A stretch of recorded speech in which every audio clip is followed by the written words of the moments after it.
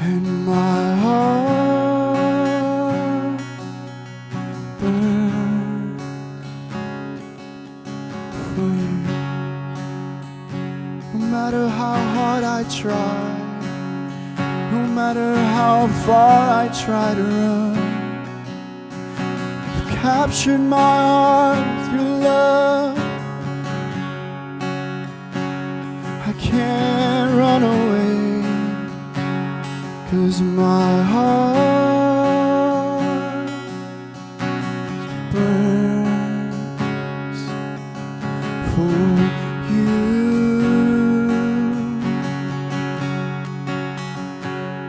And my heart burns for you. I can't run away from your love, 'cause my heart burns for you.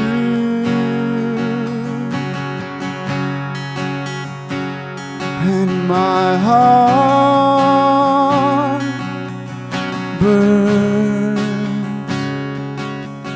Only you can fill this void inside me. And my heart will sing you're faithful. And my heart will sing you're true. 'Cause my heart has found its home inside of you. Sing it out, my heart. And my heart will sing you're faithful. And my heart will sing you're true. 'Cause my heart has found its home inside of you. I've found a place where I belong. And my heart will sing you're faithful. And my heart will sing you've never left me, Lord. And my heart has found its home inside of you. There's so much peace in that place. There's so much peace in that place. And my heart burns for you.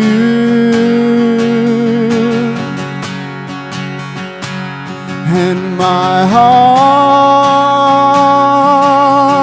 burns for you.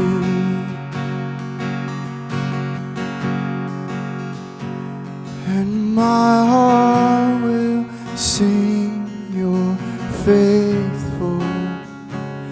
And my heart will sing you're true. 'Cause my heart has found its home inside of you.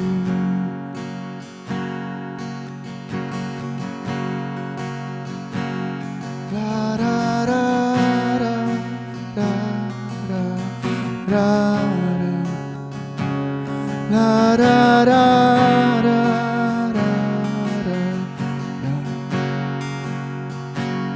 la da da da da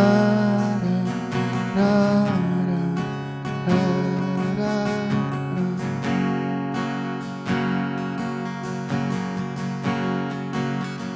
Jesus, I love you, I love you, I love you. Jesus, I love you, I love you, I love. I can feel you here. Jesus, I love you, I love you, I love you.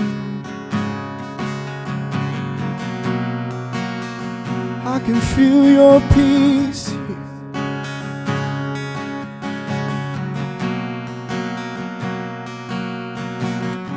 Yes, Lord, we say we love you this morning. You've captured our hearts. No matter how hard we try to run away, your love chases us down. You follow us with goodness and mercy. No matter where we go, your goodness and mercy are following us for all our days. So Lord, we say we love your presence. We love the place where you dwell. We set our attention on you this morning. Set our gaze on you this morning. We turn our hearts to you this morning. We love you, Jesus.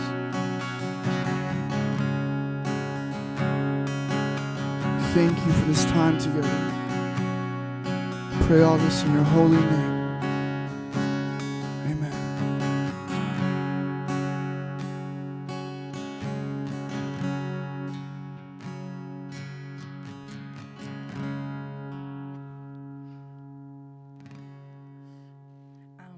Hey, good morning again.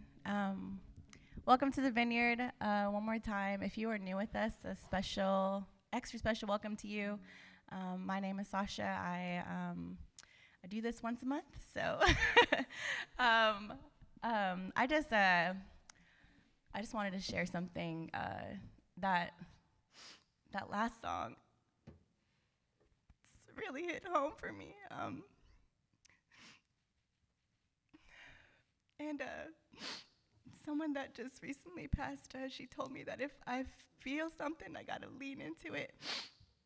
And what I saw was, I saw the Lord sitting on his throne, and I saw the angels around him singing, and then I saw us, and I could see the music notes, like our voices just elevating to him, and it was just really, I felt warm, and I just felt loved.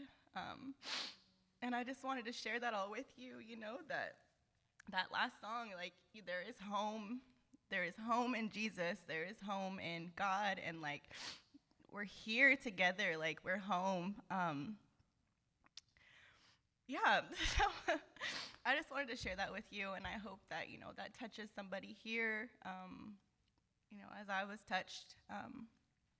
So just in extension of that, an extension of our worship, we're going to start off with people who are a member of this church. We are going to go into our tithes and offerings, just to switch back to normal. So there's a few different ways that you can give. You can text to give. You can go to our website. There's also an offering basket in the back. It's the red basket on the back table. Yep, Isaac's pointing to it, but he's behind you, so you can't see it. So just as an extension of our worship, those are the different ways that we can give to our church. We're going to start a new series. It's called Faith That Moves. It begins January 23rd, and we would love it, actually, not just like it, we would love it if you invited somebody to come hear the word, just to come hear this series, come hear this message, as we see God moving in our lives, and as much as we want to share with everybody else. We have a few upcoming events. We have our Generation Sunday. Everybody comes, so invite your family, all the kids come in here. It's a great time, and we just get to celebrate together and share in community with each other. We have a Serve Sunday, and where we try to meet a need in our community, and I'm guessing more details are to come about that because it just says Serve Sunday. So that's happening, but we're going to, we want to get together and try to serve our community the best we can.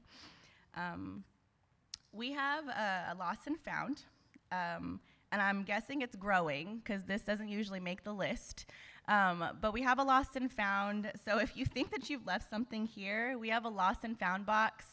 I believe it is in the front. There's a box. It's literally a box, a wooden box. Judy knows. It's a wooden box. It's by the window, I believe, and you can lift it up and you can search, and hopefully you can find your lost loved item there. So feel free to go through there. It's lost, so I mean, if nobody claims it, it could be yours. Oh no, that's sorry, it's Josh's. Okay, but that's all my announcements for you. With that, if you are a youth, see Isaac, he's back there. He's waving his hand twice. Do it again. 2 arms, like you just don't care. And now we're gonna have Jeremy come up before I keep going. Okay, bye.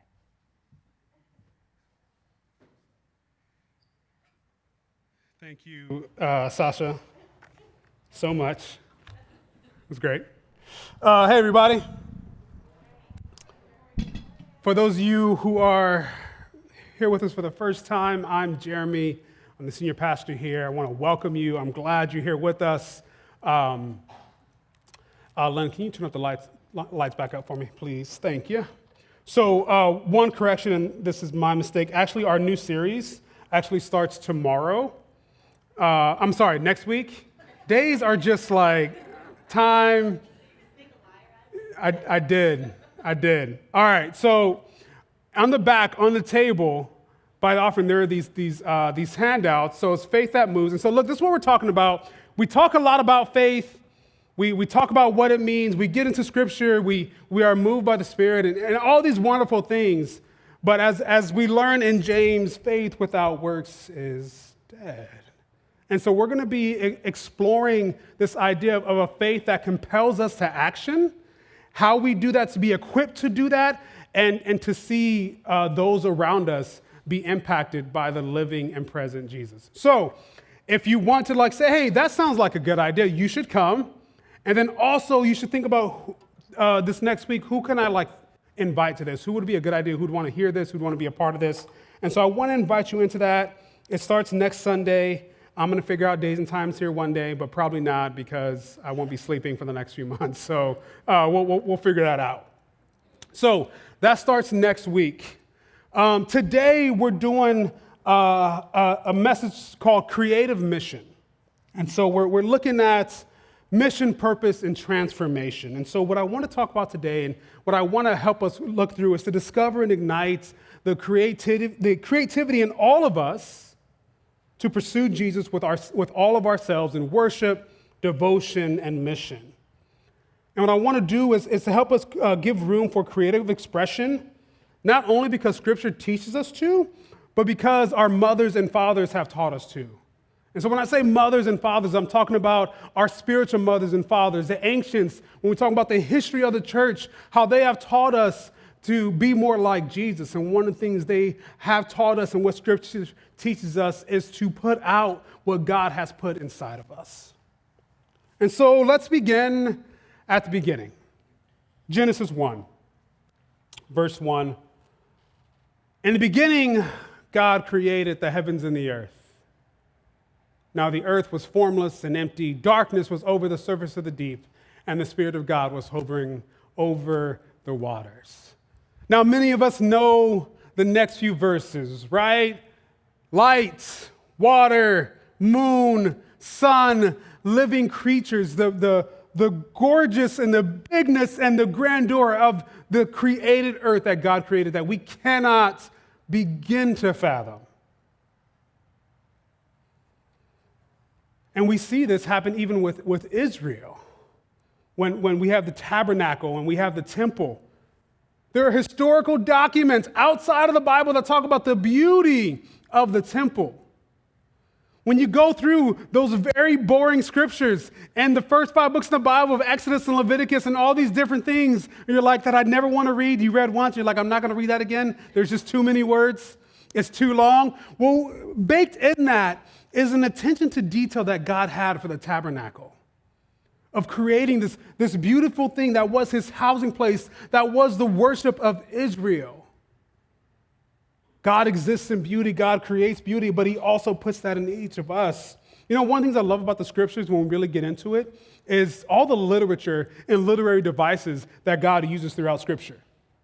He uses a lot of metaphor. He uses a lot of imagery, these things to help describe his love and his grace.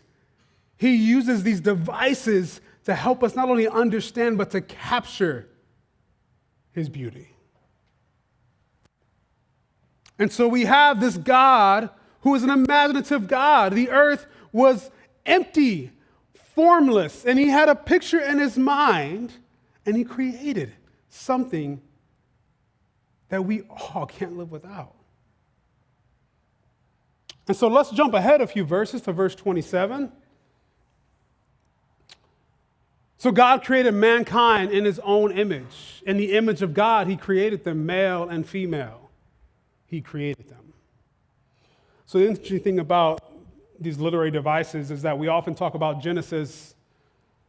One of the struggles we have is that we view Genesis as like this historical scientific book. It wasn't actually written like that. It was more written like a narrative. But it was also written as poetry. The book of Genesis was actually a poem that was written about God and the origination of the Hebrew people. And so in verse 27, he says, God created mankind in his image. In the image of God, he created them, male and female. He created them. And so as image bearers of God, I would also say we are bearing his imagination. That the same God who created us and said that we bear his image, it would also be true that we bear his imagination. And we need to imagine. We need to picture something, to hope for something, to imagine something better, to imagine something greater, to imagine not something far deeper and greater than our dreams, but to imagine the depth that God put in this earth, he had also put into us. And there is a depth that he wants to bring out of us. Y'all with me so far? All right. So there are a lot of types of creativity, right? Now, the common ones, such as music and visual art and poetry and architecture, right? Those are common things we think about when we think about creativity. I think that the challenge is we're like, well, I don't do any of those things, so I'm not creative. But then we're like, okay, well, we got some not as common things, but things we can see as creative. Carpentry, right? Gardening, cooking. I mean, how many cooking competitions are there right now? I think I've seen most of them. I think during the pandemic, when you just can't do anything else. Pretty sure I've memorized the British baking show, right?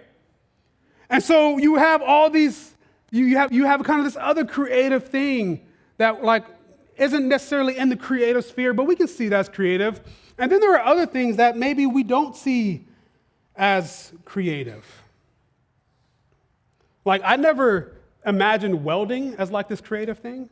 I just saw it as like this very mechanical thing. But now they're like these welding competitions, and people are like making these beautiful swords and these different things. I'm like, that's super cool. I can't do that at all, but that's super cool, right?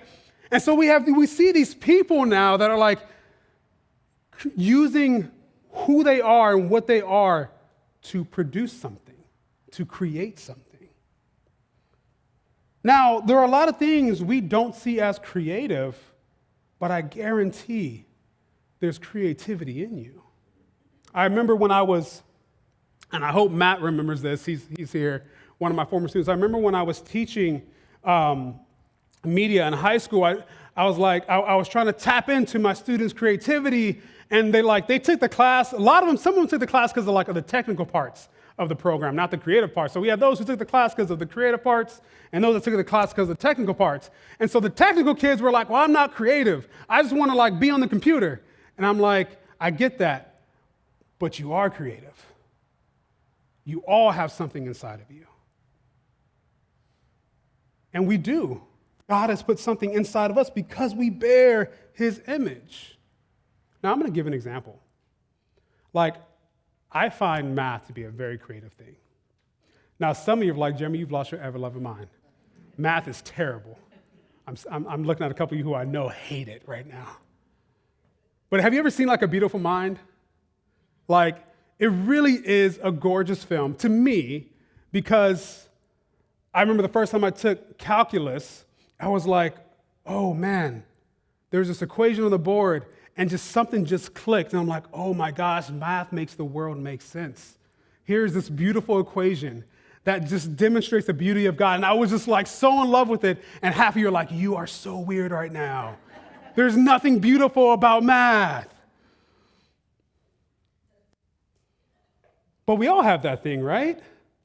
That gets us excited, that somehow draws us closer to God. Like, you know what I don't like? Spreadsheets. I hate them. Like, for one of my jobs, all I had to do was just like, whenever we had to like deliver a project, I'd have like 15 spreadsheets, and I have to make sure that like everything lined up and everything was accounted for.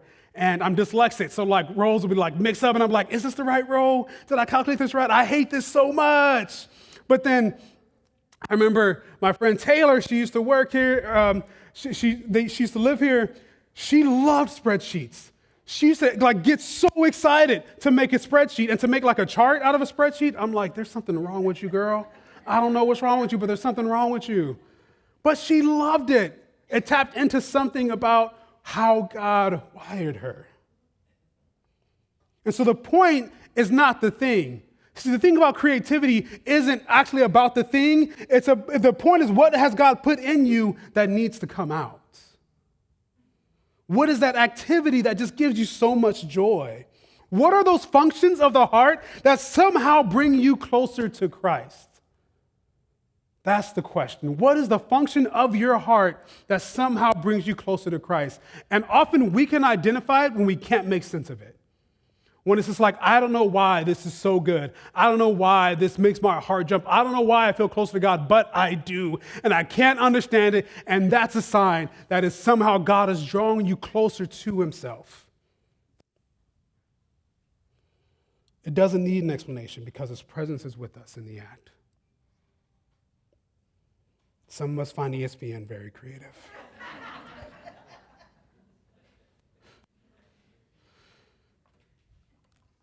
They really get bored sometimes and just like be making up stories.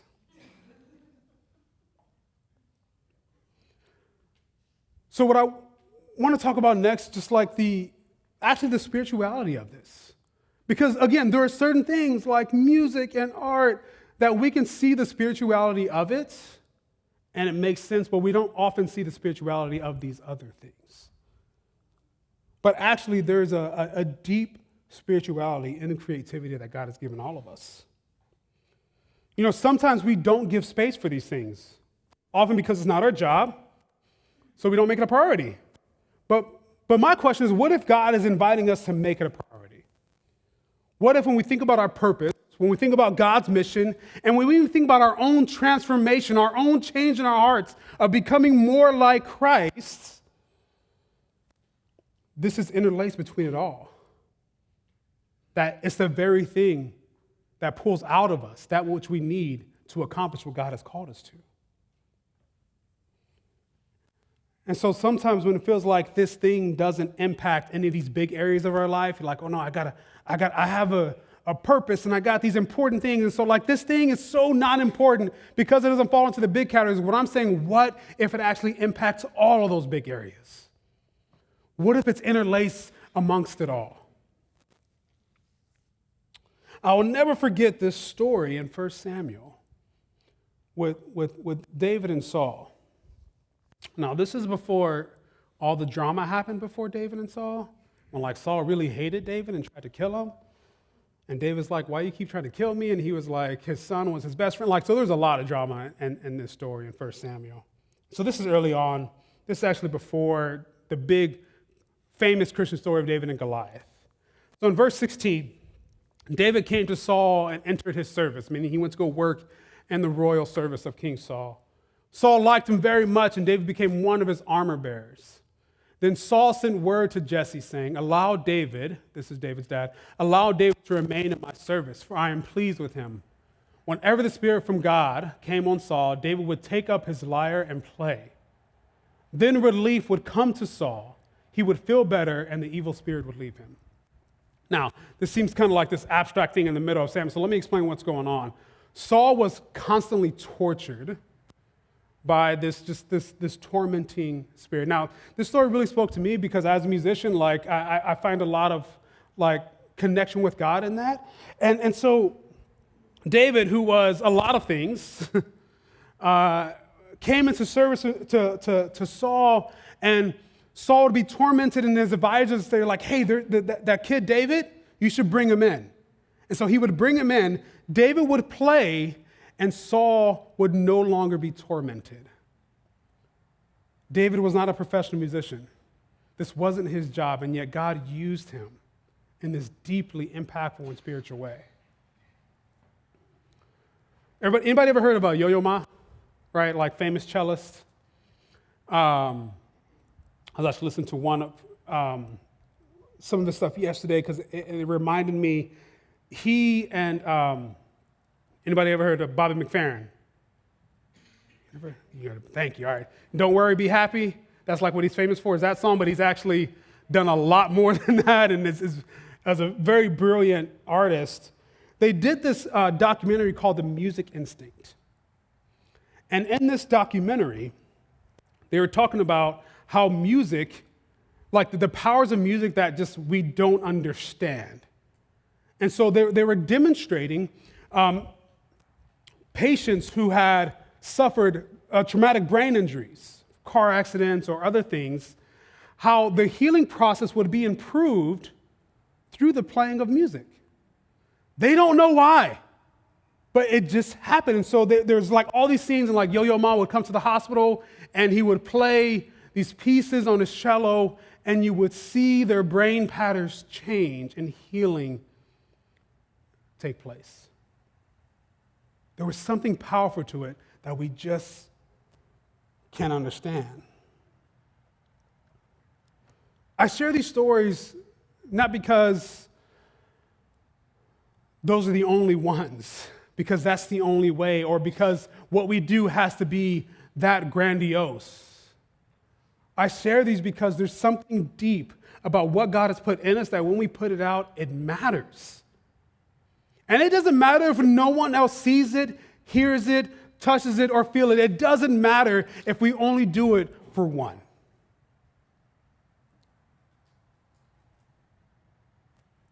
So we have a lot of things that stop us from doing this. At least I know I've had a lot of things, and I think that's going to be true for many of us. Part of it is just going to be our own pride. Part of it is going to be, we have a very demanding culture. So you've ever heard the phrase like high art? So it refers to a particular part of like art that just, what some of us call frou-frou, right? That just really looks down on other types of art. And so it's supposed to be like a higher form, like classical music is considered a high art. And so anything that's not classical is often criticized or judged upon, right? And so in a culture where we diminish other types of creativity and artistry, it's very hard to pursue that which God has put in us for fear of being judged and criticized and diminished, right? I saw it all the time in school. And that can really have a negative impact when we're trying to pursue that which God has put in us. So that's one big thing. Another big thing is economics. Because the idea is, well, I have to make money with this, or I have to produce some kind of thing out of this. So and if I can't do it, then I shouldn't do it. Boy, let me tell you, that is a dangerous trap. And I have fallen into that trap. We tie our work to our money, and when it comes to this kind of work, when it comes to doing that which God has designed us to do, the money part doesn't matter. When we get wrapped up in that, then we're really getting in trouble. That doesn't mean you like, okay, go live on the street and just like not make no money. That's not what I'm saying. But I hope you see that like I think sometimes we can make this tie between our creative pursuits and money that was just never intended to be there. And so I'm going to share something that really helped me. You see, because like this used to be my vocation, and so I had to tie my work to money or else I couldn't eat, right? And then it was no longer my main vocation. And so now it's like, well, what do I do now? I'm not going to make any money with it. And so a shift had to happen in my own heart where it's just like, well, actually, what if these things I do is just an offering back to God? What if these things I create that no one else listens to and that doesn't make any money, actually has nothing to do with that, but actually is just an offering back to God? Y'all with me? And that's the last big barrier that I want to talk about, is we have an outward focus instead of an upward focus. Because again, part of it is, so much of it is our culture. It's like, who is going to hear this? Who is going to see this? Who is going to like this? Who is going to love this? Who is going to affirm this? Certainly, I'm not the only one that's felt that way, right? And so when I'm focused outwardly, it's just a losing game. You know how I know? Because the biggest acts, the biggest stars, the biggest creators who have all the love and adoration, it's still not enough. The ones who have millions of followers, millions upon millions of likes, millions of records sold, millions of dollars, it's still not enough. And it never will be. And so when we shift from focusing outwardly to focusing upwardly, like, hey, this is just me and God right now, there's so much fulfillment. There's more fulfillment than we could ever need. But it takes a lot of effort to make that shift, because everything has taught us we have to do it for out there. And God is saying we have to do it for up here.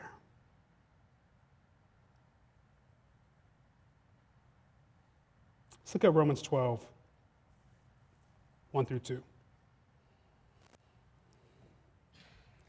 Before I share the scripture, I want to share this moment I had. Maybe I've shared this here. I don't think so. I can't remember. So if I have shared the story, just bear with me. But it was about 3 years ago, 4 years ago, 3.5. See, time. It's all messed up. Kim and I were in Croatia, which is one of the most beautiful countries I've ever seen in my life. And we're going caving. Now, if you're not sure what that is, it's exactly what it sounds like. You go into a cave for no reason. So we're going caving, got the suit on and everything, and we're in this cave. We have a guide, and it was great because we go to meet the guide, and it's like some random dude gets out the car with suits, and there's 3 other people, and we're like, is this the right place? This doesn't feel like a professional operation. Are we gonna get kidnapped? I don't know, but here we are. All right, let's go. So we go caving, and we get inside, and it's amazing inside. And so we're walking through, climbing through, crawling through, doing all the things. And I kind of stand up, take a break, and I kind of lean on something. And the guy yelled at me. He's like, no, stop. I was like, what did I do? He's like, you got to be careful. That formation right there, this formation of rock that was absolutely gorgeous, looked like diamonds just wrapped around. He said that took 10,000 years to form. So don't break it. But I was struck in that moment. This beautiful thing that God created that took more time to form than my mind can fathom, and no one saw it. It's just in this cave for no one else to see, and simply for the glory of God. what does it mean to do something just for the glory of God? It is the exact opposite of everything in our world right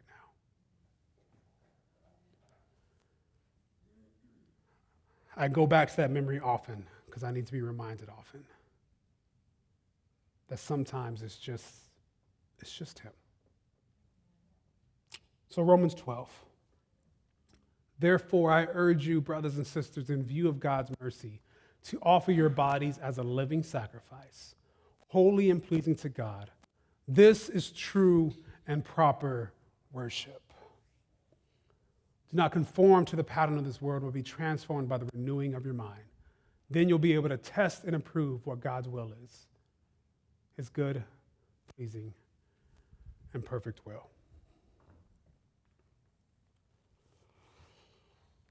In verse 1, it says, offer your whole bodies as a living sacrifice. That worship takes everything.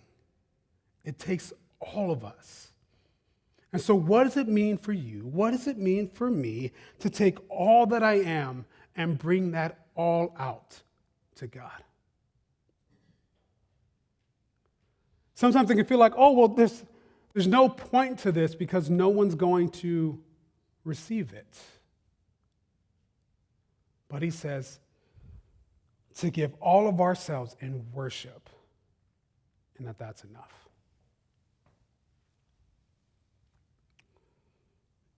But we also see that it's more than that, because in this act of giving all of ourselves, we begin the process of renewing our mind. And as our mind is renewed, our hearts are changed. We experience freedom and wholeness. And we can move forward in that which is what God has called us to do, his good and pleasing and perfect will, through that renewal. You see, it's not just about having a hobby. Like, it's good and sound advice that people should have a hobby, right? Like, you should have those things in your life. Yes, I affirm that. But it's bigger than that. It's not just having a hobby, it's all that we are, including and especially that in which he put in us to create, that we put back out into this world. Now, before I close, I want to, as I normally do, I want to caution against the extreme of this for those who are, like, especially those who are artists in the room. It's very easy to, like, take this too far, and that which we create becomes the object of our devotion. Or that which we create becomes our only way of connecting with God. That's when we've gone too far. In Romans 1:25, it says they exchanged the truth about God for a lie and worshiped and served created things rather than the Creator, who is forever praised. So one of my favorite artists, her name is Joss Stone. She's a British soul singer, and she has a song called Music, and part of the lyrics is like, I would give myself away for music. I would, like, sell myself for music. I was like, I think you went too far, Josh.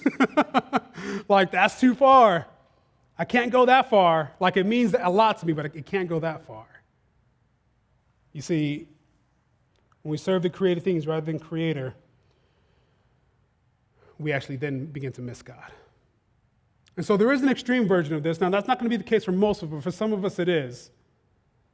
But for most of us, we have to be able to take that step. And I promise you, we will begin to see the change that God has for us. I want to read this last thing from Dr. Martin Luther King Jr. He said, if a man is called to be a street sweeper, he should sweep streets even as Michelangelo painted, or Beethoven composed music, or Shakespeare wrote poetry. He should sweep streets so well that all the hosts of heaven and earth will pause to say, here lived a great street sweeper who did his job well. See, the thing doesn't matter. we like to put an emphasis and a priority on the things of what's more important. What's more important is that we give it our all. And we integrate all of ourselves in our worship of God and not just part of ourselves. So let's be street sweepers, stewarding the gifts that God has given us for His glory, and see how that'll impact our lives. All right, let's look at a practical tip as we close. So I would encourage you to prayerfully reflect over your life. Is there any creative pursuit, and remember how we defined creativity, that you have abandoned that is highlighted for you? Is there something you haven't been able to do outwardly, and as a result, haven't done it upwardly? Ask the Spirit to guide you, to highlight the imagination that He has put in you. He's put imagination in all of us. So ask Him to highlight it, and to that He wants to give back to you. And as you discover this, make it a point to slowly integrate it back into your life. Now, notice, I didn't do it on there. It's on my notes. Slowly. So it's like it's the new year, and we get really ambitious, and we're like, I'm going to do all these things now. And then we don't, right? Like, I heard this phrase, I can't remember from where, but it's like slow is fast. We do it slowly. We make it a point to integrate into each part of our life, however long it takes, because there's actually not a deadline on this. This isn't due tomorrow. This isn't due this year. And let it be a part of your everyday.